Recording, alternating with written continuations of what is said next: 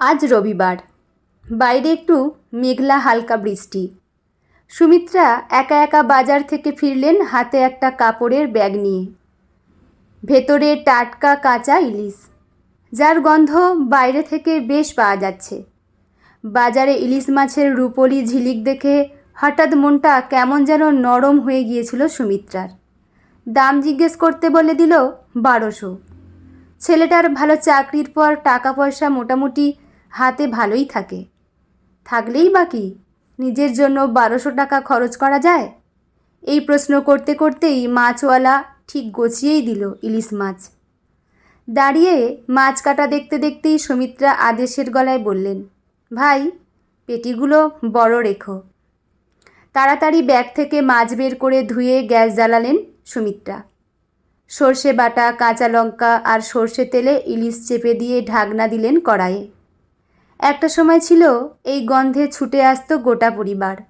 স্বামী, ছেলে সবাই হাসতে হাসতে বসতো টেবিলে। ইলিশ মানেই বাড়িতে গমগমে পরিবেশ। মাছ ভাজা, মাছের তেল, সাথে সর্ষের ঝোল, সবার দুটো করে। রান্নার সময় নিজেরটা দেখে রাখলেও শেষ পাতে বসে দেখতেন ওর ভাগে ইলিশের মাথা ভাজা আর ঝোলের ভাগে একটা লেজ বা কাঁটাওয়ালা গাঁদা। কিছুতেই হিসেব মেলাতে পারতেন না সুমিত্রা। শাশুড়ি, দেওর, ছেলে, বর সবার পর বোধহয় ওইটুকুই থাকার কথা ছিল। না, কেউ কখনো না করেনি সুমিত্রাকে, তবে শিখিয়েছিল।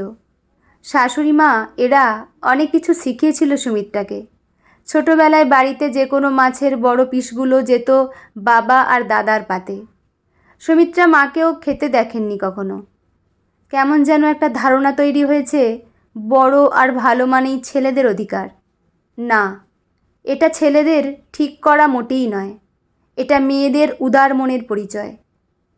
খানিকটা ন্যাকাও বোধ হয়। তারপর বড় হয়ে বিয়ে হলো। শ্বশুরবাড়ি গেলেন সুমিত্রা। বৌভাতের সকালে বড় বড় মাছের পিস দেখে লজ্জাই পেয়েছিলেন সুমিত্রা। একটু খুঁটে খেয়ে দিয়েছিলেন পাশে বসে থাকা ননদ দেওরদের। কিন্তু পরে দেখলেন ওটা অতিথি আপ্যায়নের অংশ ছিল মাত্র। কিছুদিন পর থেকে মাছ মাংস মানে ভালো যা কিছু সব স্বামীর পাতে, দেওরের পাতে। আর তার পাতে যত্ন করে শাশুড়ি তুলে দিতেন গাঁদার অংশ, কম মশলা, বেশি কাঁটা। শাশুড়ি বলতেন, তেল মশলা শরীরের জন্য ভালো না, তুই তো গাঁদা খাস, তাই দিলাম। সুমিত্রা কিছু বলেননি। নতুন বউ, চুপ থাকতে শিখেছিলেন। সাথে শিখেছিলেন বাড়ির বউদের কি করা উচিত, কি করতে নেই। রান্নাটা করতে করতে হঠাৎ থেমে গেলেন সুমিত্রা। এই পেটির টুকরোটা কি সত্যি নিজের জন্য রেখে দিয়েছেন? সত্যি খাবেন? আর কে খাবে? পলাশ মানে একমাত্র ছেলে কালই লন্ডন পৌঁছালো।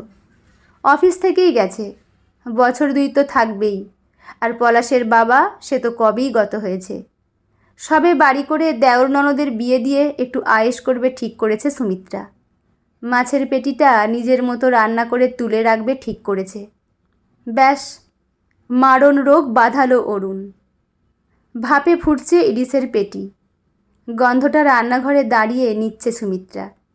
বিশ্বাস হচ্ছে না আজকের এত আয়োজন সব ওর নিজের জন্য।